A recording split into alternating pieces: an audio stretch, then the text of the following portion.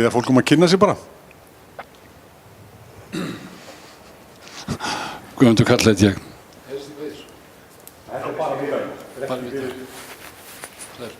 Guðmundur Karl heit ég. Með eina spurningu, þú sagðist að hafa lesið þaðan, fyrir ekki, ég er með allt og margar, en ég ætla að spyrja bara einnar. Þú sagðist að hafa lesið UVEX-skýrsluna þarna frá Kanada, það er að segja University of Victoria. Getur þú sagt okkur það hvað þið segja gateway áhrifin þar? Hvað segir hvað? Hvað þið sögðu gateway áhrif í þeirri skýrslu? Nei, ég er ekki búin að, ég rendi yfir þetta og ég með því hugafæri að skoða hvort að hversu líklegt þetta væri til að hjálpa fólki að hætta að reykja. Þannig ég get ekki svarað með það. Mér finnst það mjög athugavert en ef þú hefur lesið hana þá hefur þú séð í svona snarhendingu þýðingar núna að þegar það er átt við gateway að þá er það algjör hugaburður og sér ekki stað neðinstaðar. Það er ekkert sem bendir til þess. Þannig sögðu þeir það. En það er gateway, það er eiginlega þau áhrif sem leiða fólk frá rafrettum yfir í, eða veipum, yfir í sígarettur. Það eiga sér einfaldlega ekki stað. En ég get látið fá ensku þýðinguna seinna. Má ég bæta við? Ég las reyndar skýrslu bresku læknasamtakana þegar þeir héldu því fram að rafsígarettur væri ekki gateway og það kom mér rosalega óvart að það er rannsóknir sem að þeir voru að vitna til voru ekki observation studies. Það voru ekki rannsóknir þar sem þú fylgir manneskju eftir á einu tímapunkti fram að næsta. Þetta voru einungis rannsóknir á fylgni rannsóknir sem voru teknar á einu tímapunkti en börnunum var ekki fylgt eftir. Og þeir tóku svona afdráttarlausa ályktan byggð á, þetta voru 5-6 rannsóknir, engin þeirra var observational studies eða ferilrannsókn eins og við kallum á íslensku. Þetta spyrir mig? Nei, ég er að segja það. Ég er að segja það. Þannig ályktun frá þeim að ég tek hana mjög varhuga, setu varhuga Ég held að það sé í þessum, varhugavert. Sammála því að í þessum bransa þá þarf maður að hafa allan varhuga og hvað sem að skólinn heitir Harvard eða UCLA eða University of California, Los Angeles, sem virðist verið eitt pestarbæli, andstæðinga gegn veipum, að auðvitað þarf að taka þessu varlega og eins og með nýja rannsókn sem ég myndist á áðan eftir Mits og félaga sem var að sína 30% og þú varst með eina rannsókn hann uppi áðan, ég náði ekki að taka mynd af hinnum rannsókn hvað það væri, það var eftir Willis og félaga Leventhal líka sem þú notar í heimildaskrá Krabbameinsstofnunar eða Krabbameinsfélagsins. Þetta er allt rannsókn sem byggja á þessum fikturum, sjáu þetta, það sem ég var að benda á áðan á, þeir sem hafa fiktað ekki þeim sem eru raunverulega að nota. Og það sem við eigum mjög erfitt með, það er nánast ekkert að marka það. Og þessar rannsóknir, öðruvísi heldur Bretana, að ég því miður gef ekki mikið fyrir það og Bretandi gef ekki, eða margir vísindamenn gef ekki neitt fyrir þær rannsóknir. Það segja okkur ósku lítið, nema að það sé, jável álíka niðurstaða eins og að kasta peninga upp í loftið. Já, en ég sammála því, það er ekki allar rannsóknir sem eru góðar og það þarf að þrælíkja yfir þeim sömum og leita aðstoðar.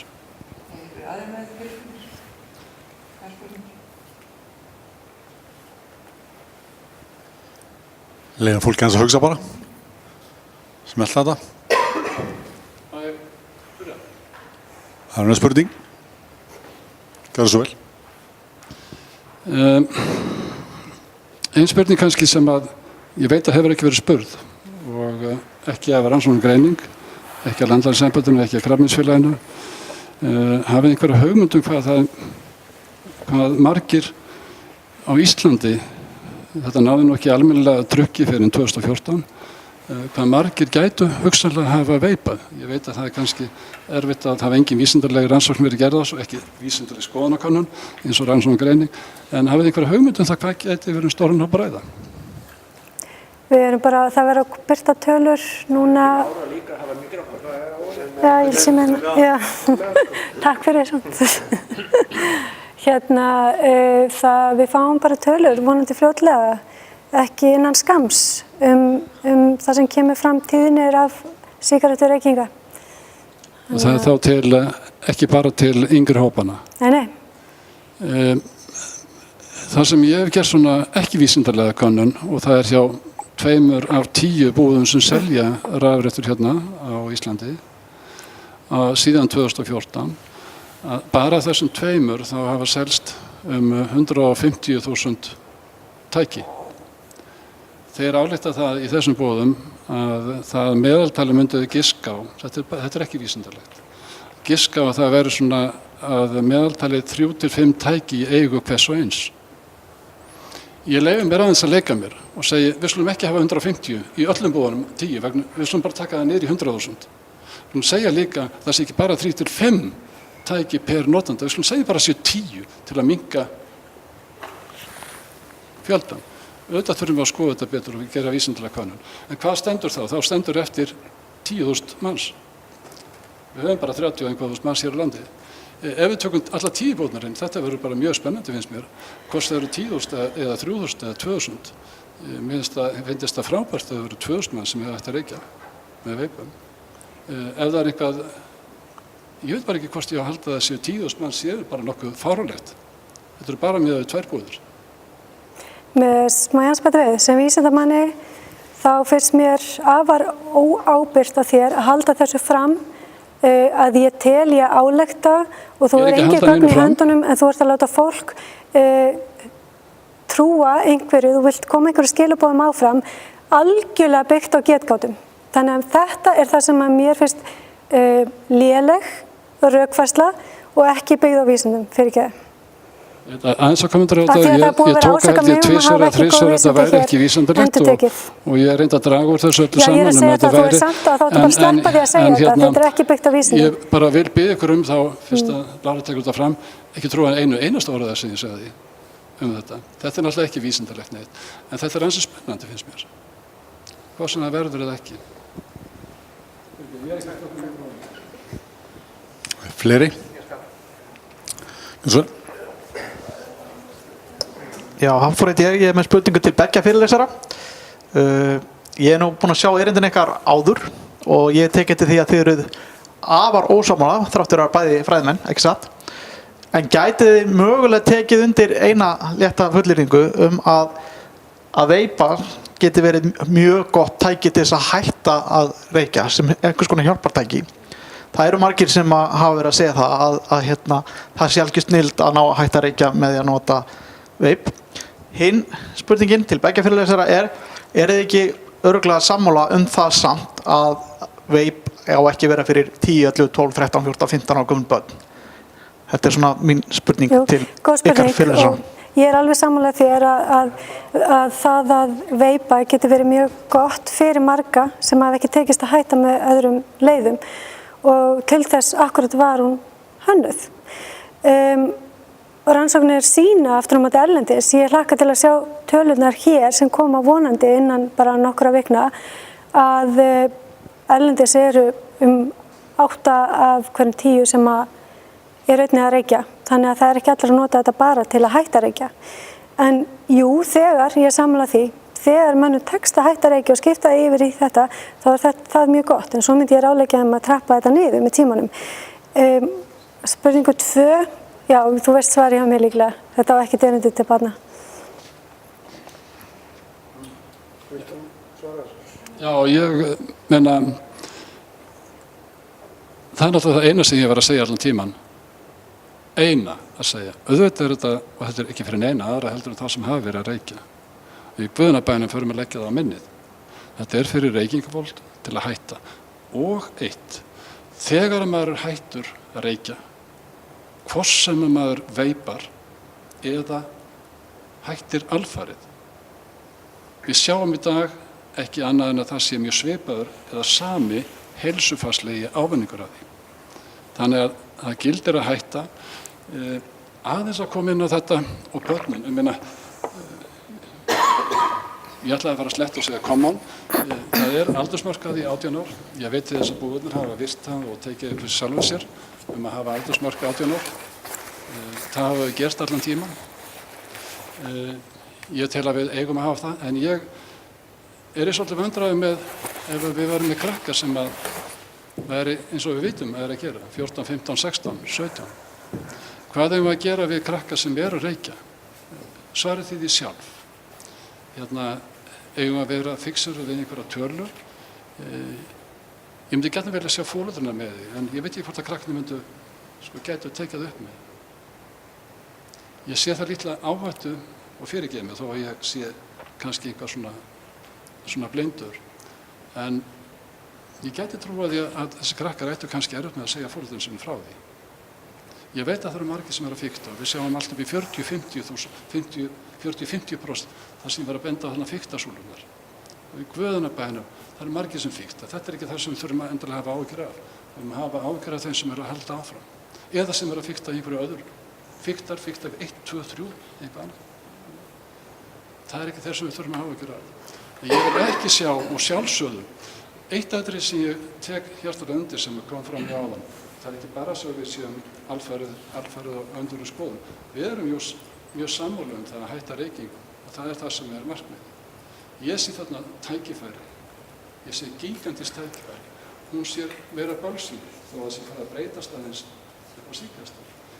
Ég sé tækifæri sem við hefum að nýta okkur og ég er sammála því að við hefum ekki varandi gimmicks, bragðin, annars lít og markast því. Ég vil ekki við gerum svona mikið úr því.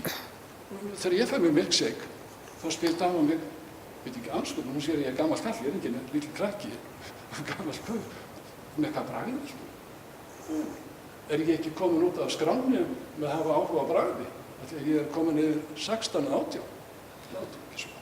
Við notum bragð, við fáum sínarkó, við notum kók, við notum matinn, kryddið, við erum allstar, heimurinn okkar er bragð og skynjun. En auðvitað höfum við ekki að vera með einn svona böppelgúmi kjaftaði og ég veit að það eru vissan, ég hef ekki séð það hér í landi, ég hef séð það erlendis. Auðvitað þurfum við að gæta því hvernig við erum að bera það fram. Við megum bara ekki nálgast þetta eins og einhverju fellegir fanatíkarar og vegna þess að það hindrar þá sem þurfa á því að halda. Þessir 20.000 sem eru eftir að reykja hér í landi. Þeir þurfa á því að halda og við megum ekki setja það stífa reglur að við hindrum þá í að halda áfram. Ég minni bara aftur á þessa dönsku rannsókn sem er að koma út núna akkur þessu dagana, jókst sígarettureykingur 15% hjá þessu unga fólki. Látum það ekki ske hér. Ég ætla að bæta einu við hérna í má. Það sem veldur okkur líka svolítið áhyggjum er þessi normalisering eða sem sagt að það að gera rafsígaretturnar að bara, hefðbundni hegðun hjá öllum. Er það að þegar læknir kemur fram og segir eins og með sígaretturnar, þetta er svo skaðlaust, þetta er eins og að fara í leikhús, þetta er eins og að fá sér tómat eða kartöflu og þetta er með bragði og þetta er sport. Ég meina, hvaða skilaboð er að senda börnunum? Þú veist, hvaða skilaboð fylgja því? Heyrðu, þetta er hvað fullorðna fólki gerir þetta og þetta er eitthvað cool og flott, af hverju ég ætla að prófa þetta. Ég meina, við getum ekkert verið tvíeggja í skilaboðum. Það þýðir ekkert að vera að halda þessu svona vel á lofti og segja þetta sé bara gott og blessað meðan við vitum ekki hvað langtíma áhrif þetta hefur sem verður ekki næstu áratugina.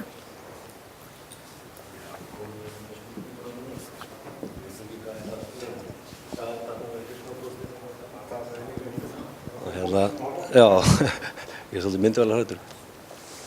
Já, ég eiginlega veit ekki hvað að segja. Þú komst með spurninguna sem ég ætlaði að koma með, með 15%. Já, nei, þú skemmtir ekkert fyrir mig, sko. Ég ætlaði bara að spyrja hvort að þið væru með eitthvað við því ef þetta verður sett undir þessi lög sem þetta á að fara undir. Eru þið með eitthvað viðbragðsáætlun ef allt fer að aukast aftur? Með sígarettureykingar? Sígarettureykingar, skilur. Eins og þú talar um áðan að tíminn, sko, þegar ég reykti, þá þurfti ég að reykja svona 4 til 5 sígarettur á klukkutíma. Já. Ég veipa í dag. Já. Ég get verið svona frá veipinu hjá mér alveg í 2 til 3 tíma á þess að fá mig smók. Já, ok. Bara því lítið, ég er búin að trappa mig niður og svo hætti maður þessu bara. Já, frábært. Þannig að, og já, ég ætlaði bara að koma inn á það líka, sko. Já, þannig að ef að viðbragðsáætlun, ef að rafsígarettur sé gateway reykingar eða þá já, það segir hann, ég er með aðrar tölur. Nei, ég er með aðrar tölur. Ég var með þær hérna áðan. Nei, ég var með þær hérna áðan.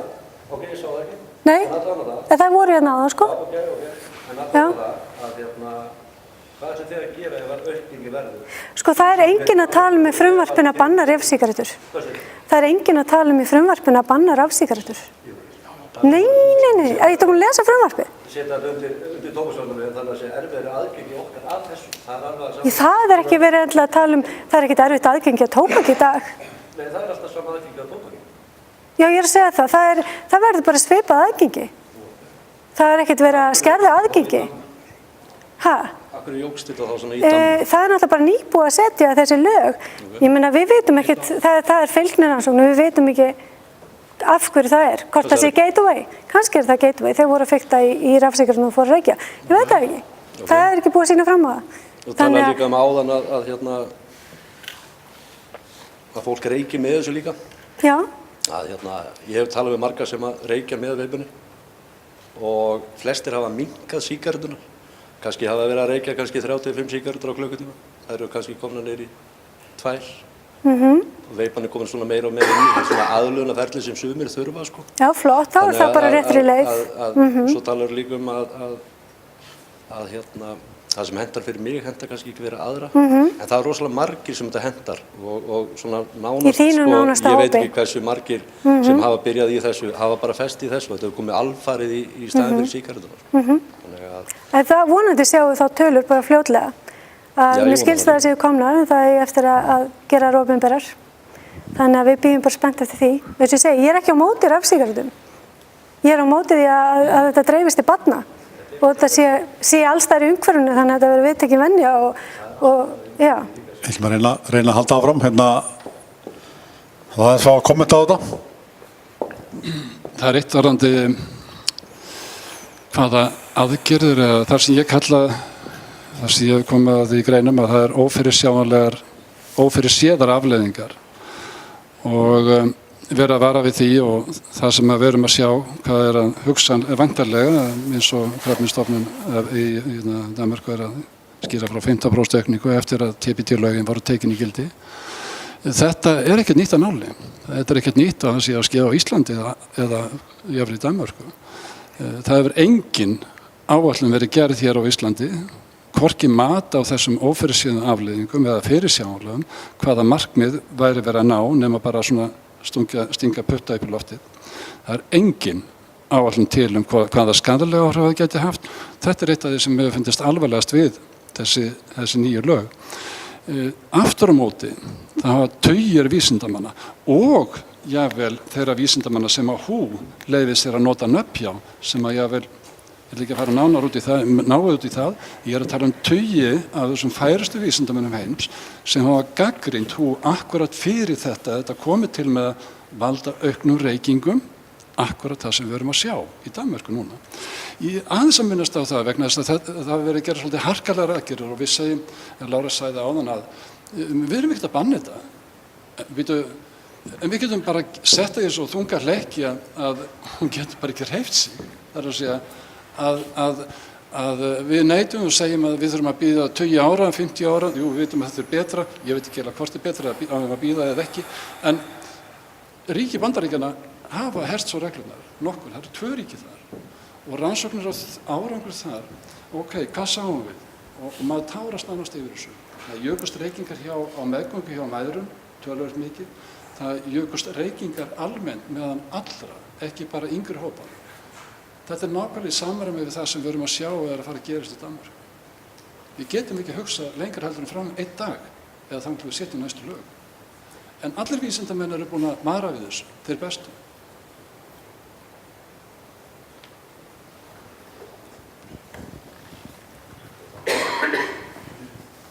Þorvaldur Örn heiti ég kennari og líffræðingur. Skildi ég Guðmund rétt að þú ert að móti því að það verið yfir höfuð sett lög? Þú vilt samt ekki að séu sett neins sérstök lög. Er það rétt skilið hjá mér? Í öðru lagi, saman við reykingarna sem hafa eins og bent var að fallið rosalega. Og hvort að ég fagna því ekki, ég bjó 17 ár með konu sem reykti og ég veit alveg hvað reykingar eru. Þó ég hef ekki reykt sjálfur, veit það mjög vel. Að þetta náðist með mjög miklum aðgerðum þar að segja dálítið svona kuldalegum aðgerðum sko. Það var náttúrulega fyrsta lagi eins og skólarnir. Þeir bönnuðu algjörlega reykingar innan sinna og í skólanum sem ég kenndi algjörlega innan skólalóðarinnar og það var bara njóstnað krakkar eða voru að fara eitthvað annað. Þetta var bara lápið eins og lögreglu ríki. Þetta er eitt af því sem var gert. Annað sem kostaði mikla deilu, það var bannað að reykja á veitingahúsum. Munið eftir deilunum það, hvað það voru harkalegar, munið hvað menn héldu að bara menn myndi hætta að fara á veitingahús, hafa menn hætta að fara á veitingahús. Svo að fara að banna það að reykja heima, fólk var að fara út á svalir. Núna er bara leitun af fólki sem að reykja heima. Þetta er rosalegar breytingar en það kostuðu eiginlega blóð, svita og tár. Munið eftir Þorvarði hérna hjá Krabbameinsfélaginu, munið eftir öllum áróðurinn sem hann fór með út allt land, ekkert smá. Þannig ég vil bara minna á það að þetta er ekkert allt elsku amma þetta hérna dæmi. En ég var bara stutt spurning til þín, þess að engin lög eða eitthvað lög og hvers konar lög er það þá að vera? Annarkvort hefur hlustað ómikið á það sem Lára sagði, var Lára að segja það, ég misti að því, en sko, það er ekki það sem ég á við. Ég fór að vísu eiginlega ekkert inn í lögin og það þyrfti bara annan fyrirlestur til þess. Auðvitað þurfum við, já, ég er líka bara að svara, sko, auðvitað þurfum við ákveðna reglugerð þetta. En við verum og það sem ég hef sagt í nánast hverja einustu grein sem ég hef skrifað og opna munnin, við verum að haga lögunum í samræmi við skaðleika og skaðsemi. Og þá er ég að tala varðandi sígaretturnar, hvað ætlum að gera í nýju lögunum gagnvart þeim? Ekkert. Og við eigum að haga því sem er svo langt minna skaðlegt, ég er ekki að segja þetta sé heilbrigt, langt minna skaðlegt, við eigum að haga lögunum okkar í samræmi það. Við þurfum auðvitað, það er að segja reglur þessa hluti, sjálfsögðu. Ég þakkaði fyrir að gafst mér tækifæri til þess að koma því að. Ég er ekki að tala kaos eða einhver regluleysi. Ég benti aðeins á reglur sem að búðirnir hefðu þegar sett sér varðandi aldursmörkin. Auðvitað þurfum við það. Líka eru aðra reglur í sambandi við batteri, gæði tækjana. Núna í dag á að flokka þær sem tóbak. Lára kom aðeins inn á það að af því að nikotín væri í veipum að þá ætti að flokka það sem tóbak. Vítu, kartöflunum sem hún borðaði í gærkvöldi, það er nikotín í þeim. Það er líka framleitt nikotín án þess að nota það úr tóbaki. Það er dýrara ennþá, menn eru að finna aðferðir til þess. Það er líka... Nei, það er ekki rétt hjá þér, ég sagði ekstrakt. Unnið úr tómatum, það er ekki alveg eins hagkvæmt. Það bara menn hafa þróað með tóbaksplöntunni, þetta var ekki svona upphaflega, þróað plöntuna, þið kannist við það með dýr og plöntur, til þess að framleiða meira tóbak. Þetta hefur náð áratugunum í gegnum, það er að segja, gegnum langan tíma, þá hafa menn verið að breyta jurtum. En vegna þess að það er nikotín í tómatum, kartöflum, eggaldinum, pizzunni sem við borðum í gær með tómat, það er, ég sagði hérna einhvern tímann áðan, einn tómatur, að borða einn tómat, það er jafn mikið eins og sitja svona bæstandir eða, hvað heitir það, í sama herbyggi, reykfylltu herbyggi. Eigum að setja tómat, ég held á veipunni, veipan er með þessu og ég flokka mig sem tóbak. Þetta er skrípaleikur. Veistu, þegar þú getur ekki lagt svona vísindi á jöfnu, það er bara ekki hægt ef þú hugsar hvernig líkaminn tekur upp með því að borða tómat. Nú hef ég ekki þessi grein, ég hef nú séð að það þurfi ansi meira magn til að samrýmist einni sígarettu af nikotíni, en það er ekki þetta að leggja jöfnu hvort þú fáir þetta með trefjum eða hvort þú andir þessu að þér. Annað bara, þú veist, málið mínu til stuðnings að ég vil bara, það er endurtekið vera að snúa út úr því sem að ég er að segja. Ég talaði ekki að tóbak væri skilgreint það sem að væri nikotín í, heldur það væri ekstrakt eða það væri dregið, nikotínin væri dregið úr plöntunni nikotína tabakum. Það er skilgreiningin á tóbaki. Þegar það er notað plantan til að fá nikotín í. Takk fyrir þetta. Það eru tvær spurningar að lokum. Við förum að ljúka þessu, hvað á hverju. Hér er einn. Já, góða kvöldið, Stefán heiti ég. Mér langar að spyrja eitthvað bæði bara einnar snöggara spurningar. Af því að þetta er nú bæði svona allt á vísindalegum grunni, þá veist mér tekið alltaf eftir hversu mikill munur er á nikotín, bara sem sagt áhrifum nikotíns og nikotínfíkn og og ég bara vil spyrja ykkur sem sagt, eða spyrja ykkur bæði helst hvernig stendur á því, ekki óumdeilt áhrif nikótíns og skaðsemi þess eða ekki á fólk? Nikótínfíkn skiptir svolítið máli hvaða leið þú færð nikótínu, til dæmis ef þú notar plástur eða ferði tyggjó þá fer það hægar inn í blóðrásina og þannig að talið að það valdi ekki jafn mikilli fíkn og þegar þú neytir þess í formi sígaretta eða munntóbaks sem dæmi þá fer það hraðar og veldur meiri áhrifum. Þannig að það er svona segja menn að það er yfirleitt svona vísindamenn að það valdi ekki jafn mikilli fíkn að fá það með þessum leiðum heldur eins og í tóbakinu þegar það fer beint út í blóðrásina eða gegnum lungun og beint upp í heilan. Það er lengur að síast úr hinum formunum heldur en tóbakinu. Af nikótínlyfinu sjálfu? Já, ég meina ófrískar konur sem dæmi ætti ekki að nota tyggjó eða nikótínplástur. Það er alveg á hreinu. Unglingar eiga heldur ekki að nota það. Börn sem er ennþá að taka út þroska. Þannig að það er það sem ég leggja áherslu á. Börn halda fjarlægt börnum getur valdið öndunarstoppi ef að barn kemst í nikótín. Þannig að, já. Ég vil taka svolítið öðruvís og segja, í staðinn fyrir að, eins og ég talaði áðan, vitnaði í rannsókn á mæðurum eða meðgöngum, að reykingar hefðu aukist þar sem að takmarka aðgengi af veipum. Ég vil segja, á sama hætti eins og Royal College segir og Public Health England, þessari stóru rannsókn sem ég var að segja áðan, að tvennu illu, myndi ég segja. Ef þær getur farið að veipa og hætta að reykja á meðan, takk. Ómældur munur í skaðleika. Við erum ekki að tala um fjallalóttið, við erum ekki að bera það saman.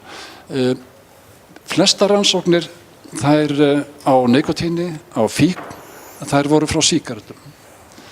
Það er rannsóknir sem hafa seinni ár, ég talaði aðeins 5 ára rannsókn FDA og margra annara, Newhouse í Bandaríkjunum á Alzheimer, á Parkinson, það eru fullt af rannsókn þar sem við höfum fleiri mánuði, fjöldan af fólki sem hefur aldrei reykt og þeir sem eru teknur sem aldrei reykt.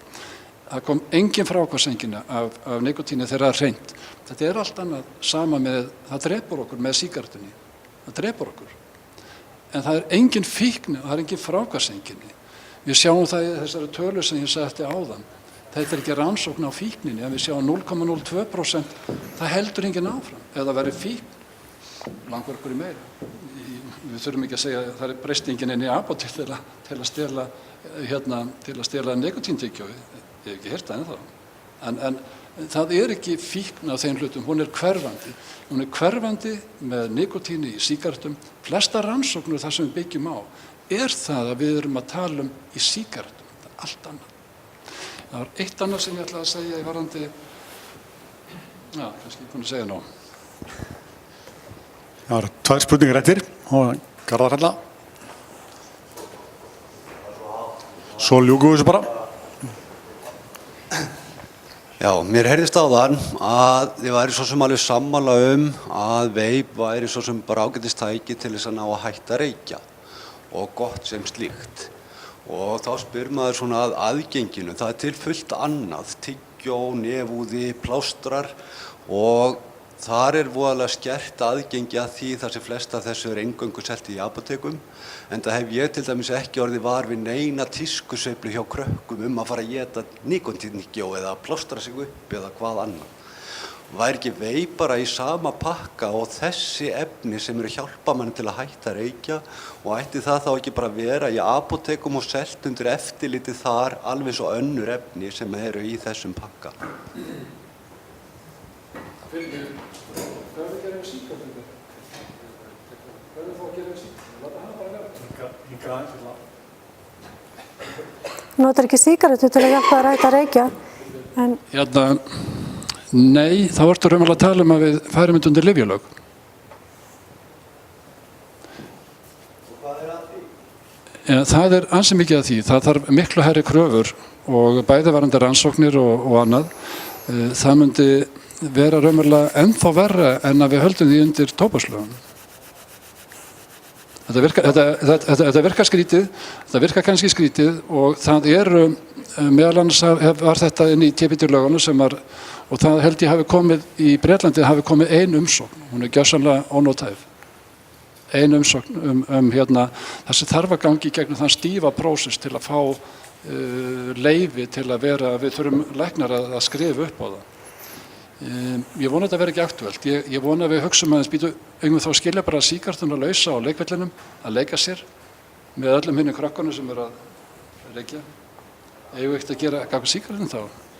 Ekki ráðið að gera eitthvað gagnvart sígarettunum heldur en að vera að tala um það sem að, ok, ég og fleiri og PAE, RCP og UVIC og allir hinnir, við sjáum tækifærin.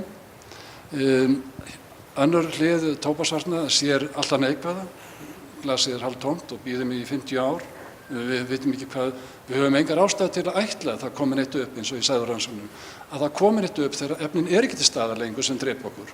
Þau ekki til staðar. Hinn sem til staðar, þetta svo með einfalt. Þau mjög ólíklega valda nema langt undir 5%. Hvað málið? Á hverju á að vera sett í verslanir eða apótek sér, ég vil ekki sjá lyfjafræðingarnir með þetta. Setjum þá sígaretturnar líka þar. Þá ég sáttur. Ég þarf að fara að sækja út á föll, svo. Kommenta á þetta? Já, ég vil bara að það sé setti fram vinnuhópur hér sem skoðar bara kosti og galla beggja leiða. Ég meina að það þarf einhverju reglur. Hvort það falli undir lyfjalög eða tóbaksvarnalög. Ég held að það þurfi bara að skoða það vel af sérfræðingum. Ég ætla að lefa Garðar að kommenta á þetta, þessi svör, eitthvað, bara rétt, svo ein spurning eftir og þá ljúkum við þessu bara. Ég finnst þetta kannski svolítið útusnúningur að taka það á sígaretturnar og hvað við höfum að gera með það allt saman. Auðvitað væri það langbest að banna bara sígarettur alfarið í því. En ég get þá snúið spurningunum bara við, eigum við þá líka að gefa frjálsa sölu á nikótíntyggjói, plástrum, nefúða og öllu sem að inniheldur nikótíni í því sem að þarf að vera á ferðinni, eins og þá veipinu sem að þú getur keypt út í búð eða hvernig það er. Ég segi nei. Örstutt. Einfalt svar hjá mér er nei. Það er ekki skynsamlegt. Já, ég myndi gjarnan vilja, ég kom með að vísu inn á því einnig greina, ég myndi gjarnan vilja sjá sígaretturnar í átífaverð. Bara. Það er að segja með meiri fræðslu.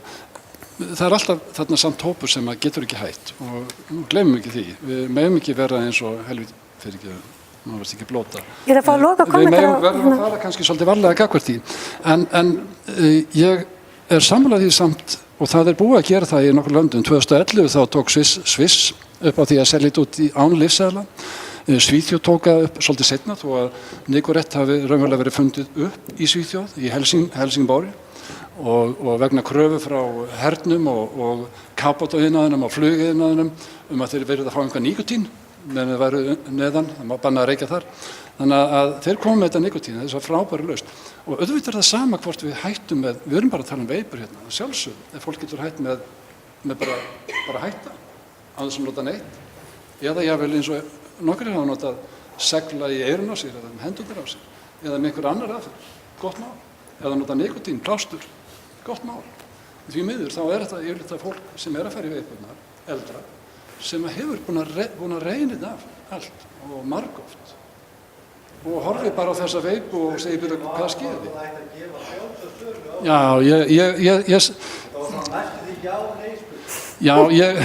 Ég er næstu því að svara þessu já og nei líka og það er að segja já. Ekki síður almennt að markað, ekki síður heldur en hérna sígarettur. Við verðum að halda samhenginu þarna. Ég myndi vilja að skerða það frekar og fara frekar að nikótínlyfin væri hægt að nálgast á annan hátt heldur en það. En það er samt með frjálsa nöstu þá ger ég ráð fyrir að þú notir 18 ára það ekki. Eða viltu fara FDA-regluna í Bandaríkjunum sem er lækkuð niður í 12 ár vegna hættuleysis þessa. Þú mátt velja mínu.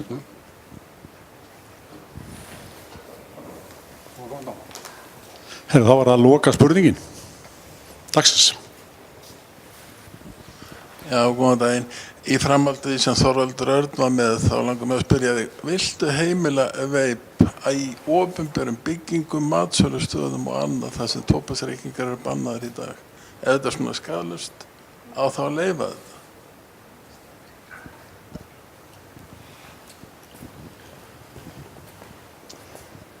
Þetta er mjög góð spurning og ég reyna að vera hef ég fyrst og fremst verið að tala út frá heilsufarssjónarmiði. Að við kannski til að við leyfum okkur það að hugsa þetta öðruvísi heldur en sígarettina. Ég myndi vilja hafa það raunverulega svolítið meira vegna þess að það er ávinningur af því fyrir fólk, heilsufarslega, að hætta að reykja, hvort sem það veipar eða ekki. Það á að vera ávinningur fyrir það fólk, þá einstaklingar sem velja. Það þurfi ekki að standa og við bjóðum ekki alkoholistum sem er ránu þörf, við bjóðum ekki upp á að sitja inni með gaurunum sem er að djúsa. Við hefum ekki að setja þá út á sama hátt. Við hefum ekki að meðhaldla, þetta er allt annar hópur. Ekki bara út frá heilsufarssjónarmiði einstaklingsins heldur út frá heilsufarssjónarmiði yfir á hina.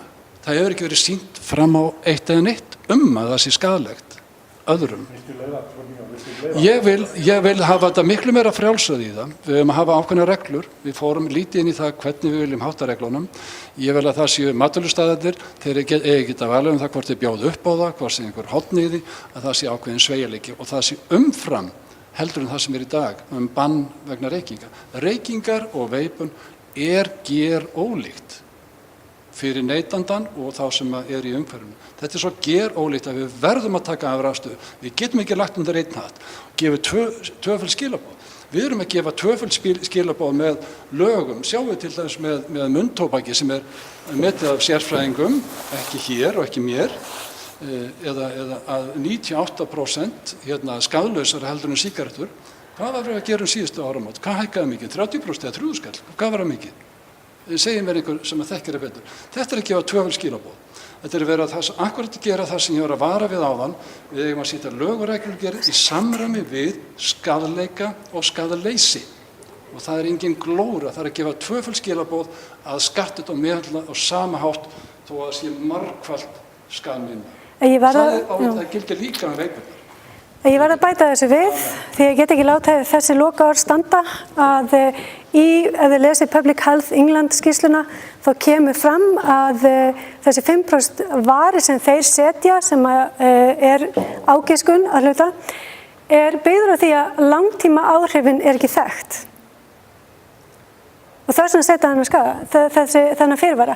Og þeir segja meira sér sjálfir að við vitum ekki hvað langtíma áhrif rafsígarettur hafa og meðan við vitum það ekki, þá eigum við náttúrulega bara að leyfa öðrum að njóta vafans, að þeir sem vilja ekki anda sér þessu gufu, að þeir geti farið á opinbera staði án þess að þurfa næsti maður blási reiknum framan í það.